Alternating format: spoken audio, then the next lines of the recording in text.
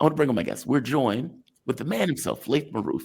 He is an award-winning multimedia producer, media policy law consultant focused on issues of liberation, decolonization, and the indigenous nations to Arab peoples and building broadcast capabilities for underrepresented communities around the world. Laith, you're the person I want to talk to on this story. How you doing, man? You doing okay? Good. Thank you very much for asking, Jamal. Good to be with you. Yeah. When I saw this, you were literally the first person that I thought about. I have clips that I cannot show because they're so graphic. But Donald Trump has been bombing Yemen relentlessly. I'm talking about like 20 strikes within the course of like a day, if not more.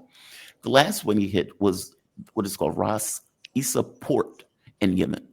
Now, if you're hitting oil refineries, if you're hitting ports, you're just killing civilians. Donald Trump even put a video up on Twitter saying, "This is what I've done as Donald Trump." And it was a video of people gathering in like a religious ceremony, no weapons, no guns, all of them civilians. He murdered all of them. He put it on Twitter as a celebratory thing. I downvoted that and said, how does this not breach your guidelines, considering the way Twitter operates? And so they've been on the murder spree in Yemen. His propaganda person, propaganda minister, Abandi, will come out and say, we have destroyed Yemen's capabilities, or the Houthis' capabilities, Ansar Allah capabilities, and they no longer have the ability to attack us. In which case, they would fire missiles into the Red Sea the very same day where the U.S. ships are scurrying away and fire into Israel the very same day.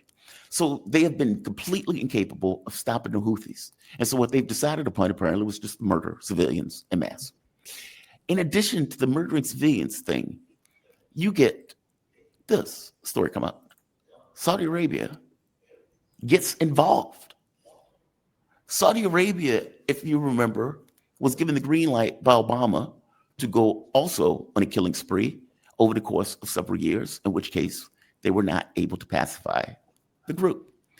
This story came out where they pointed out, right here, U.S. strikes spur plans for Yemeni ground war against the Houthis. A civil war. They're trying to reignite a civil war. And when I saw that, I thought to myself, okay, so your air bombing just didn't work. It was completely ineffective to accomplish the objectives that you wanted to accomplish. And so now you're like, okay, we need to reignite a civil war.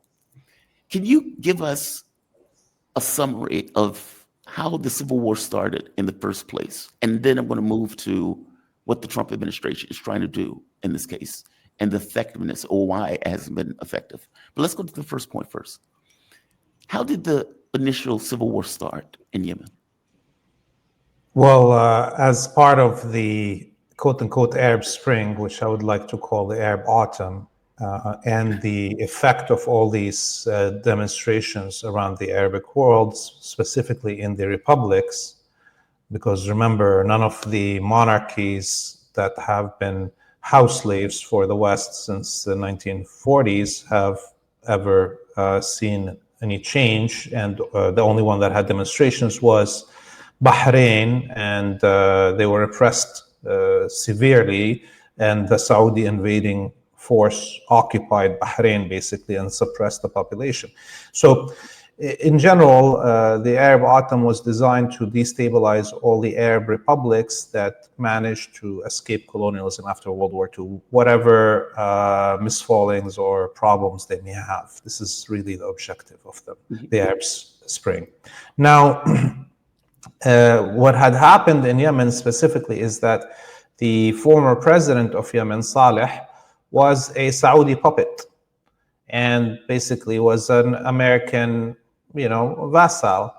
And so it wasn't really what the Qataris and the Gulf monarchies that threw money into the Arab Spring to destabilize the republics. This was the only republic that didn't want to do that in.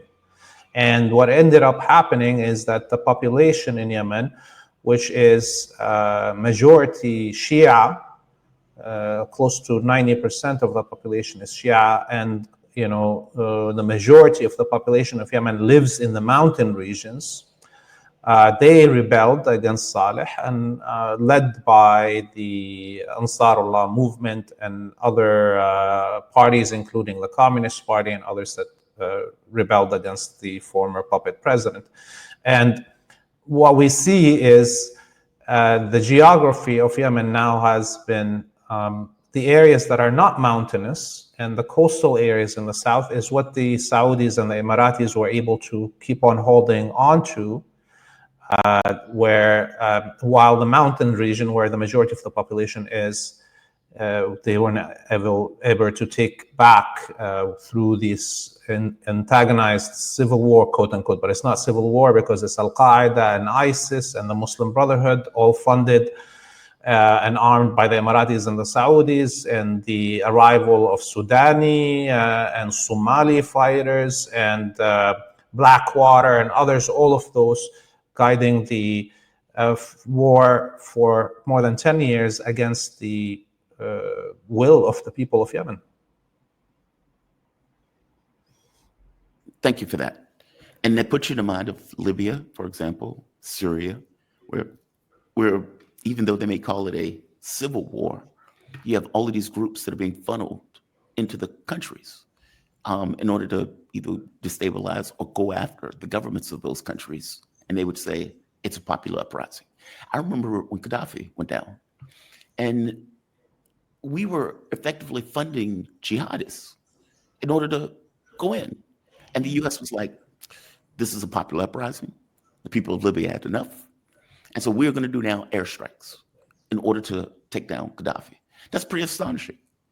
The government falls, and you have Hillary Clinton cackling, the happiest moment of her life, Gaddafi getting sodomized with a machete. That's the way they framed it in the West. Same thing with Syria. You pay all of these jihadis, you put billions of dollars each year into trying to overthrow the government. It becomes a frozen conflict with Donald Trump.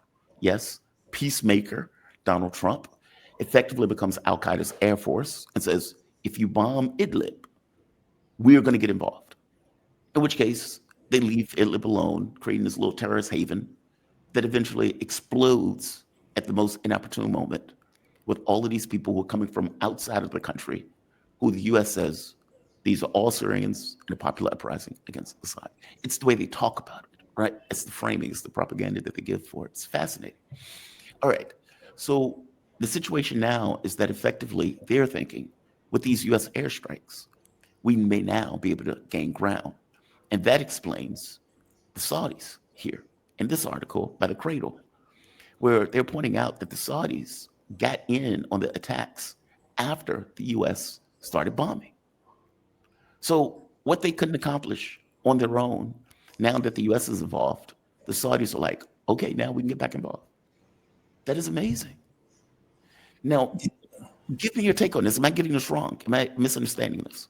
Yeah, look, just to be very clear, the 10 years of war on Yemen included nonstop bombings by the Americans, the British, the French, the Jordanians, the Emiratis, the Saudis, everybody was bombing the hell out of Yemen from the air at the same time as, something like 300,000 fighters from Al Qaeda, ISIS, all the mercenaries around the world like Blackwater, and the Sudanese rapid response forces that are now committing the genocide in Sudan, and all these Somali Al-Shabaab and others were all brought in for 10 years, and it didn't work.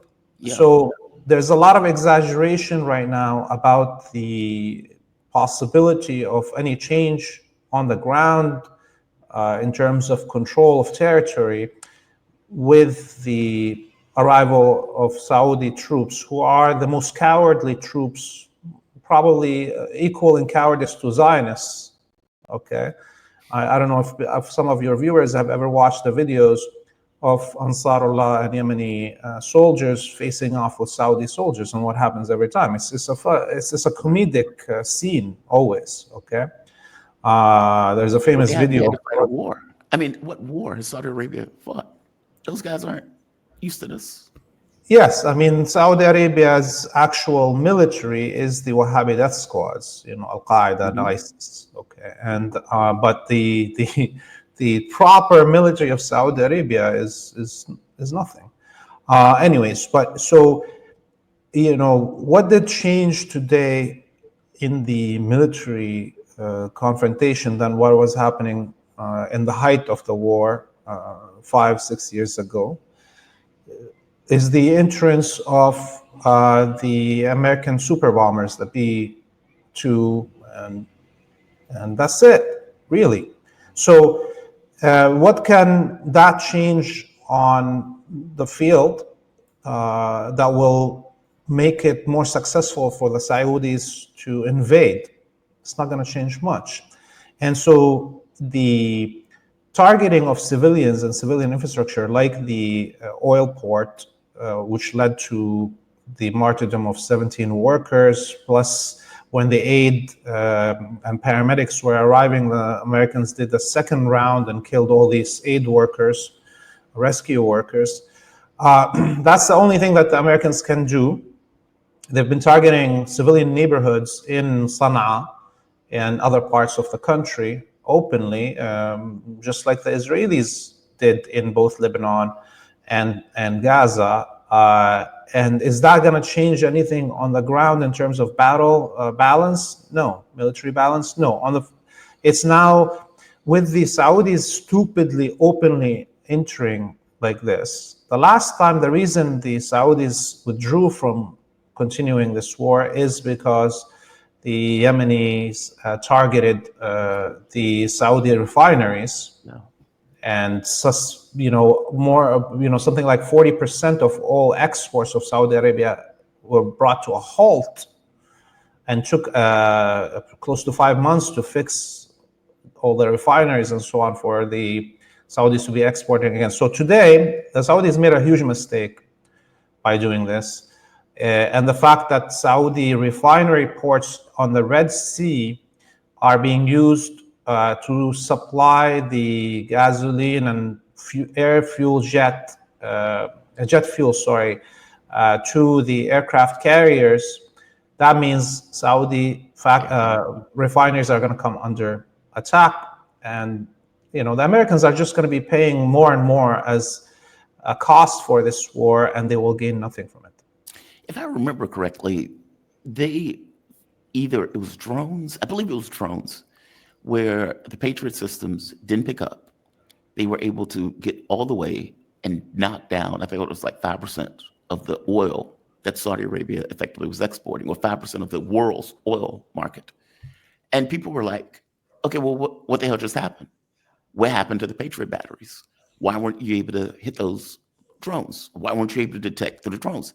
And I think that's when people started realizing, okay, they're more militarily sophisticated than we gave them credit for. And then you have them firing missiles that are going at hypersonic speeds into Israel, or Tel Aviv. Then you have them firing missiles at ships. And it was like, okay, these missiles are pretty damn accurate for people who are supposedly running around with sandals, and just a band of rebels. Like, meaning the military sophistication of the Yemenis skyrocketed. And people didn't quite understand how, and they became a legitimate threat. And let's be honest, the only actor that was willing to stand up for the Palestinian cause. All of these other Quisling governments, all of these other Arab governments stood by and watched, complained, like Joe Biden complained, and watched. They got involved. And they are paying the price for it in blood for getting involved. And to your point, it's not like Trump is hitting military targets. I don't even know if they know any military targets. They're just killing civilians with the idea that if we could kill enough civilians, maybe we can put more pressure on them to stop. It's, I don't want to call it mind blowing, because the reality of it is, you're right. Israel has been doing this the entire time. And if they can get away with it, what stops Trump from doing the same thing? I suppose that's the logic of it. Why aren't they successful? Meaning, when they run like 30 bombing raids over the course of several hours, why doesn't it work? Why doesn't it stop them? Why aren't they able to hit the military targets? Is it because they're in the mountains and it's difficult terrain? Like, how were they insulated militarily in this way where they could continue these strikes? Yes, so geography is the most important factor here. These are very high altitude mountains, and they're very rugged. It's not like, just one mountain chain and you've got two sides. No, it's up and down and up and down. And it's a huge country and huge population. So it's not, again, you're not like, look, even with Lebanon, which is much smaller than Yemen, population-wise and area-wise, like not even a tenth, and just a few mountain ranges. The Israelis, with all the relentless bombing of Lebanon, were unable to destroy the majority of Lebanese resistance caches of weapons. Okay. Yeah. Now, add to it the fact that Yemen has air defenses, unlike Lebanon, and the fact that these air defenses are stationed on such a high altitude that they can follow all air movement coming from all directions, and that's why they can shoot down MQ-9s, because the mountains are so high, and the MQ-9, no matter how high it's going to be, they're much closer to it than, let's say, an air defense in a field on a level of the sea level, and this is why also, and because of the ruggedness of the terrain. Remember, when you shoot these missiles and so forth, it's not like they can do shoot something like this. They have to come from a certain direction, and so this is why the Americans are having to use two aircraft carriers from two different geographic points of launch. And so it's because it's such a, and still American bunker buster bombs to penetrate such deep and huge mountains, it's almost an impossibility. Look at what they needed to assassinate Sayyid Hassan Nasrallah here in Beirut, the Israelis. And it was, I saw the actual tunnel and bunker that he was in, the hole that it was. And it's just, around 4 stories down underground. Okay. And they had to shoot, 40 somewhat bombs, bunker buster bombs right after each other on the same location to get to it. So it's not something that is logically achievable from the air to destroy all these weapons, hideouts and caches and factories under these mountains. And an invading force on the ground, again, geography is what controls the reality. And, going uphill with a marching army or mechanized army is a suicide, situation. I think the only person that showed us a victory in a situation like this was Hannibal. Okay, Hannibal, the Carthaginian general that went over the Alps with his elephants, and that's 4,000 years ago. Yeah. Whatever it is, I'm exaggerating in the dates, but point is, there's not been much examples of military possibility of victory going up, and historically Sana'a has never been occupied by an invading force from down the mountains, period. All its history as Sana'a is over 10,000 years hasn't been occupied by invading army. How are you going to do it as a Saudi or as an American? And what else are going to do but just bombard from the air? Which is what they've been doing. And again, not military targets. Like the port is not a military target. Like you can make the argument, okay, well, you're giving fuel to whatever. Okay, but be careful with that argument. Hey, Saudis, you're giving fuel to the Americans. Like that argument can go cut both ways. And I think it should. And I think the Yemenis should take the decision to destroy the refineries in the United Arab Emirates and Saudi Arabia. and to target the American bases in Qatar, Bahrain, and Saudi, and cut the supply route for those aircraft carriers. But every day there has to be ships coming out from the Saudi ports, refinery ports on the Red Sea to reach the aircraft carrier and its group to resupply them with fuel and for their aircrafts on them. Similarly, from the United Arab Emirates, there's a supply route for the other aircraft carrier group.